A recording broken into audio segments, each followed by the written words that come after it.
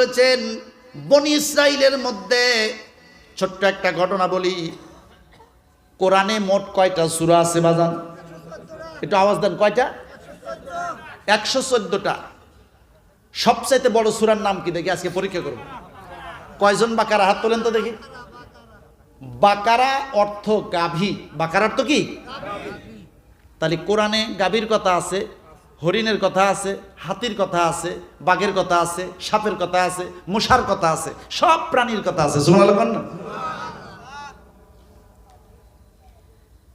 এই সূরা বাকারা যদি কেউ ইখলাসের সাথে আউযু বিল্লাহ বিসমিল্লাহ সহকারে একবার তেলাওয়াত করে, 113টা সূরা পড়লে যেই সব, সেই সব আল্লাহ বান্দার আমল।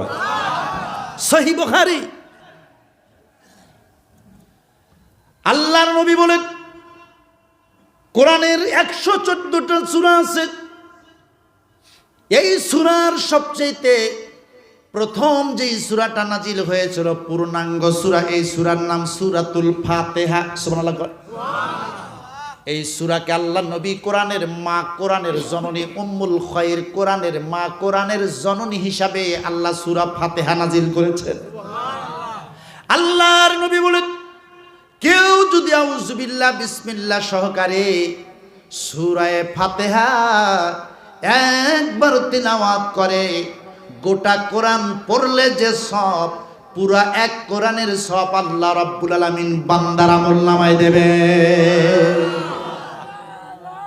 মিশকাত। মুসলমান ভাইরা আমার, আসমানি কিতাব হলো 104টা।